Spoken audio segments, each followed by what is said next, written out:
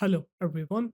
If you're getting this error in Call of Duty Black Ops 7 connection failed with the error code Travis Rilea, then you have come to the right place because in this video I'm going to show you how easy it is to fix this annoying Travis Rilea error easily.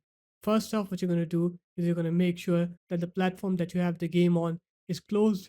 So if you have it on Steam, close Steam up. If you have it on battle.net, close it up.